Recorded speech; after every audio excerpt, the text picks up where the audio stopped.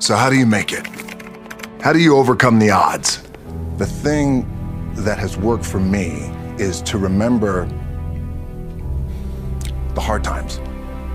When I was 15, my dad was wrestling in Nashville, Tennessee. I moved with him, and when my mom finally arrived in Nashville, she had just driven all the way across country from California, and I knew that my parents were going through some really tough times in terms of their marriage, and that was a tough day. I'll never forget it. It was probably about 1 o'clock in the afternoon. We were at a restaurant, the three of us, and they got into it. They got into a very big fight. Not physical, but just really loud arguing. And my dad had a car at that time, and so they got into that car.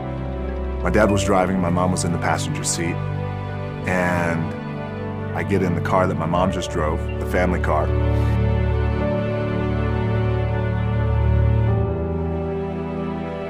And I start driving it. I already had my license at that time at 15.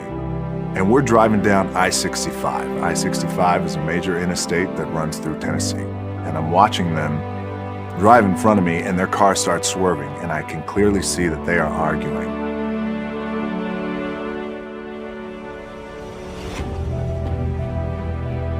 My old man makes a hard right, and he gets on the shoulder, and in the gravel road, my mom gets out of the car, and when she got out of the car, I'll never forget it, she had a glazed look over her eyes that I had never seen before.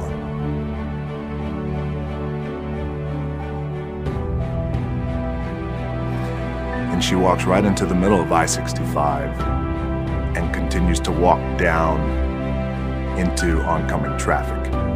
And my heart stopped.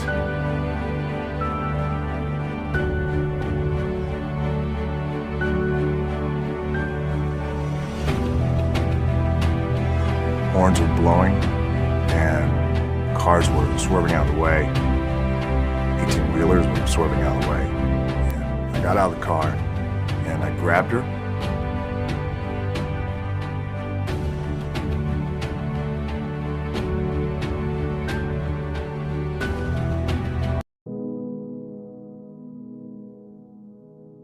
Do you want to develop consistent good habits like reading, going to the gym every day, learning new languages, or practicing new instruments?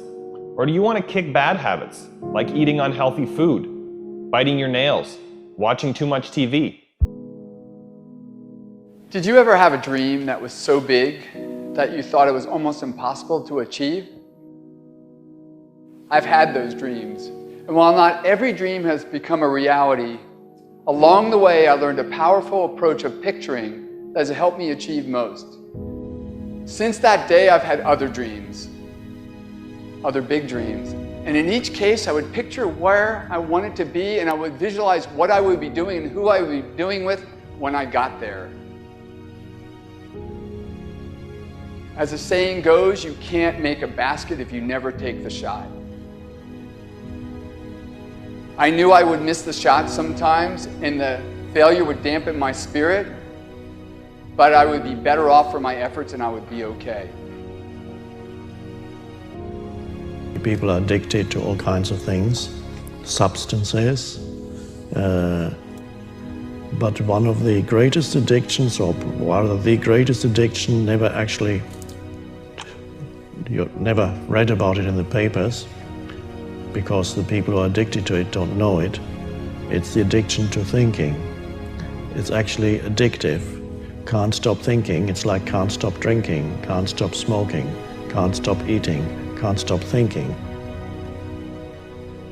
You have the option of taking it hard or taking it easy, of making the worst of it or making the best of it, of giving it your undivided attention, of giving it very little of your attention. You have more control over your focus than most of you have been exercising. And when you begin caring about how you feel more than everything else put together, so that you exercise your ability to focus upon things that do feel good, you begin to discover that in every particle of the universe there is that which is wanted and lack of it. My visualization has helped me achieve most of my goals.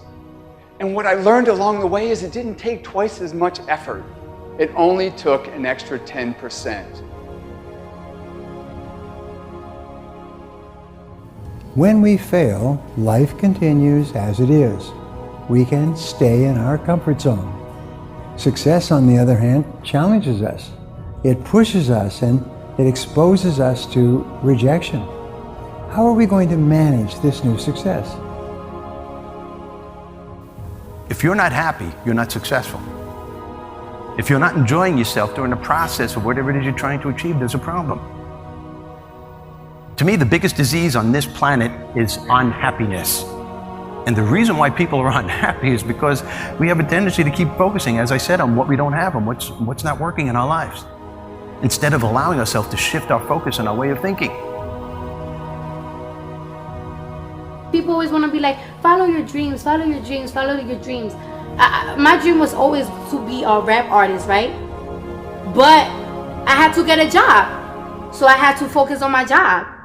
And then I made money to follow my dream.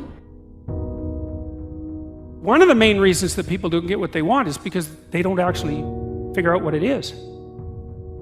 And the probability that you're going to get what would be good for you, let's say, which would even be better than what you want, right? Because, you might be wrong about what you want easily. But maybe you could get what would really be good for you